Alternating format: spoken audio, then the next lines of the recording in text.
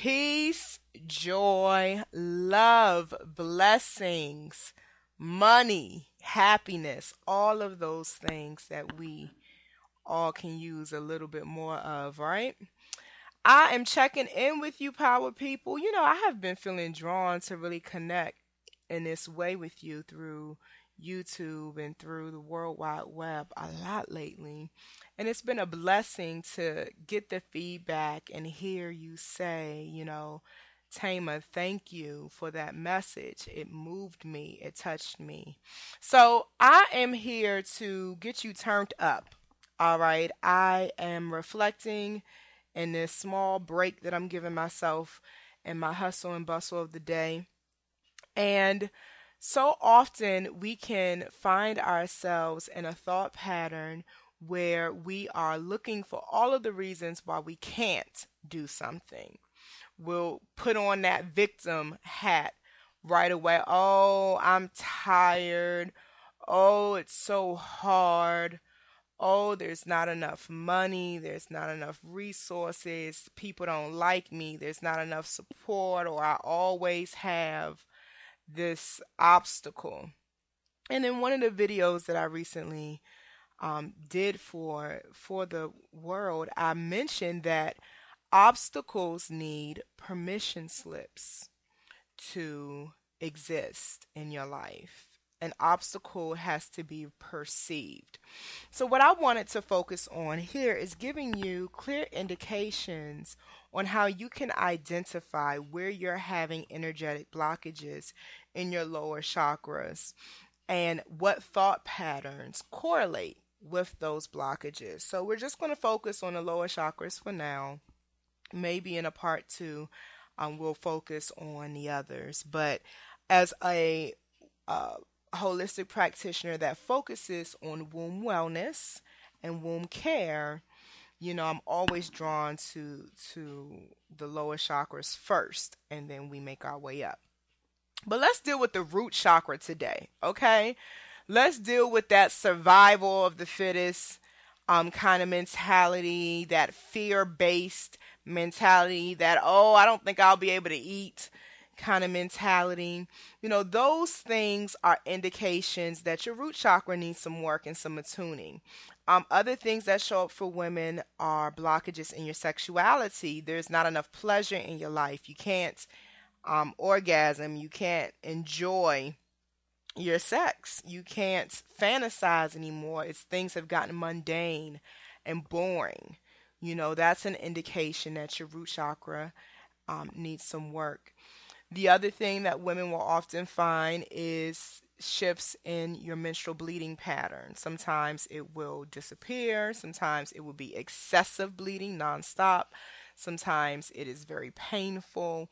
Those are all messages from your womb to tell you, hey, I'm taking a blow right here. Whatever is not working in your life is affecting me, and it's time to shift that. And by the time the physical symptoms manifest, it's usually because the energetic blockage has been unaddressed for so long. So the body will scream fibroids, and the body will scream cancer and cysts and all of these other things, because it is the culmination of unresolved issues that are now taxing your womb and taxing your body. There are no victims in this life. And so I want to empower you to shift your way of thinking and to create a system for yourself to address those low vibrations, that self-sabotaging energy that tells you you are not good enough and that you don't deserve the blessings. You don't deserve the spotlight. You don't deserve peace.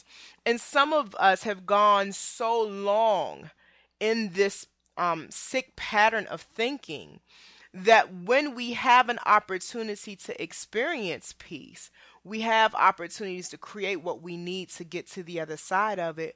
We're so scared of life on the other side of negativity that we don't know how to function when something positive comes. So we end up flowing with paranoia, that kind of vibration, and you think the world is against you. You got a lot of conspiracy theorists out here who feel that there truly is a power working outside of themselves that can overcome their own power in their own life. And you have all of these low fear-based vibrations that show up when those lower chakras are not in balance. When your solar plexus is not in balance, you feel powerless. See, that's where that victimhood stuff really sits in. The victimhood mentality, just to put this in context for you, is all about I can't control this. And a person who was caught up in a victimhood mentality is always talking about how they can't control something. Or the other way this mentality manifests itself is, well, I've done all that I know to do. You render yourself without options, and you render yourself as powerless, and you have truly convinced yourself that I can't control this, and this is the outcome, and why did this have to happen to me? One of the affirmation cards that sits in my office that I wrote for myself was, I don't have to know why when I know what. Because sometimes the why can delay progress, but when I know what it is that I'm dealing with, then I can address that. I can get to why later, if at all. And this is an affirmation that can be used in a positive way as well as in a negative way. So let me explain that. Let me elaborate on that to make sure you understand what I'm talking about. So, for example, I don't have to know why when I know what. I don't have to know why I am here in this life to be wealthy and blessed and a way shower and an empowerer. But I know that that's what I am. I don't have to psychoanalyze it. Do you know how much energy so many women and men waste on trying to figure out the why and missing the what? And so to put that in context for you, you don't have to know why you think obsessive negative thoughts. You know that you do. So let's get to work in addressing that. So here's some tools that you can use to counter a pattern of negative thinking and a pattern of victimhood mentality. Number one, look at your nutrition. Look at the vibration of what you're putting in your body, because a lot of those foods will mess with your endocrine system. It'll mess with your hormones, and it'll mess with the chemical communication that happens within your brain that controls mood and controls how you feel, your emotional body. So you need life-giving food. You need a balanced diet. You need balanced nutrition in your life. I am not the kind of person to be very stringent. If you've worked with me for any kind of nutritional coaching, you'll notice that I'm not the kind of person that dictates what you should eat, because I do teach that how you eat will always override what you eat. My focus is to get you eating in a different state of mind, because when we address your mindset about eating, then you have a greater capacity to make better food choices. It goes hand in hand. So I don't work backwards. I work at the root level of things. So with that being said, intuitively, this conversation we're having today, I'm removing all excuses. Intuitively what works well for your body, what brings you at a high vibration, what makes you feel good when you're done eating it, what makes you feel energetic, makes you feel vibrant. You need to eat your greens. You need to drink more water. You need to alkaline your body and get the acidity out and increase those kinds of foods to bring that in. So let's address why you're not doing it, where those barriers are existing. You have to love yourself. And you have to know that you are good enough and that you can Be good to yourself. And so when those thought patterns come, I want you to take a position of being an observer.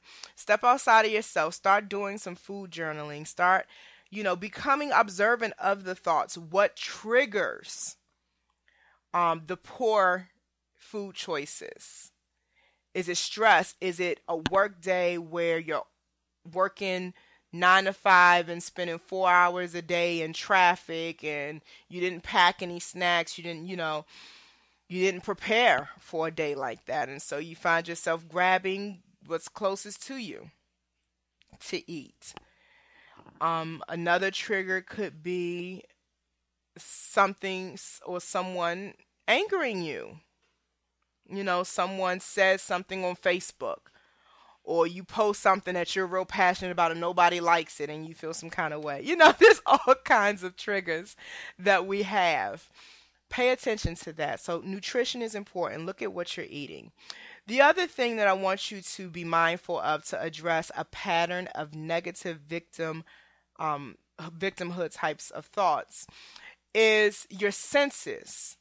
Some of the most powerful things we have as human beings is our senses, the sense of smell, taste, sight. These things that we've been given, our intuition is a sense.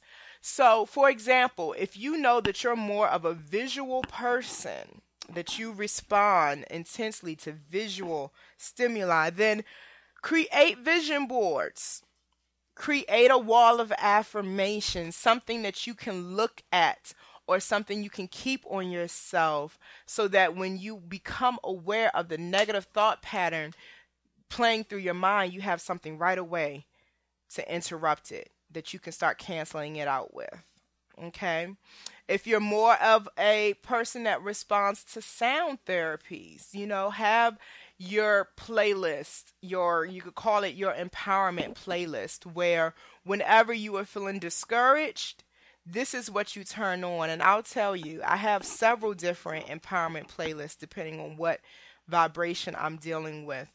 When I really need to break up some energy of sadness, frustration, anger, depression, I put on my go-go music. I'm from the DMV. I was born in Mississippi, but I was raised in, the DC metropolitan area. And I will beat my feet. I will put my one leg up and put my booty on the floor. And for those from the DMV area, you know exactly what I mean. For those of you who are not, that's the lyrics to one of the go-go songs. So, I do respond very well to the sound of drums, to a very upbeat music, when I'm dealing with very fiery type of energy that's not serving me well. Now, when I need to ground and center myself, that's when I usually will put on more meditative music. And I will put on some Tibetan, music, or Tibetan. Did I pronounce that correctly? Or I'll put on, the sounds of flutes and air instruments. Those kinds of things will soothe me and ground me and calm down some of that intense energy that I'm experiencing. Okay, so nutrition, using your senses. If you love smell, invest in essential oils and use aromatherapy to calm and soothe you and get you centered and in a more positive vibration. Okay, use that. If touch is good for you, then make it a point to touch yourself, lay hands on yourself, and massage yourself. Okay, use that. The other tool to get out of that victimhood mentality and the negative thinking pattern is using the elements. We are human beings that are comprised of all of the elements, so we are closely connected to our environment. Use fire, water, air, sun. Use nature. Go for a walk outside. It's fall time right now where I am. And, I look at the beautiful foliage of the leaves and the turning of the leaves, and it always reminds me of transformation, how you can see the leaves dying, but yet it's still so beautiful. Just being in nature can bring so many lessons and insight and a very positive vibration when you begin to see that you don't see the birds and the squirrels being victims because they didn't find as many nuts today as what they usually find, and yet we may not make the paycheck that we wanted to make on Monday, and we all woe is me, right? So nature brings all kinds of lessons as well. The other thing you can use to get rid of a victim mentality and negative thought pattern is your voice. You have the power of life or death in your tongue. And how dare you curse yourself and render yourself powerless for the sake of being perceived as a victim? And you don't think about it that way when you are cursing yourself with, oh, I'm so broke and I can't stand this no more and there's nothing left for me to do. I've done all I can do. You're not thinking about that, but those are things that you're speaking over yourself. Every time you speak, you create a vibration. It is energy. Your words are energy. And so, here's what you can do when you find yourself saying negative things. And sometimes you might just be trying to explain your situation. So I get that. But if you're going to take time to put the energy into describing all of this negative stuff, then you also need to match that with speaking some positive stuff.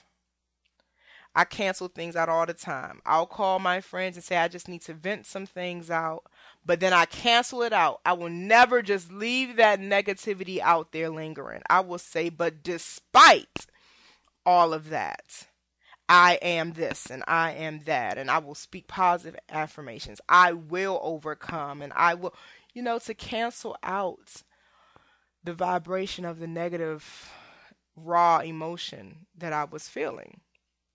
And so, nutrition, your senses, working with the elements, staying connected, using your mouth as an instrument to raise your vibration, using your words. Make a covenant with yourself to use your words to raise the vibration of your experiences.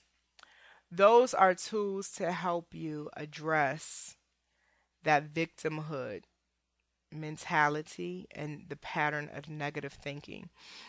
And then lastly, and this is the last one, and this ended up being longer than I intended, but I had to get this out. Support.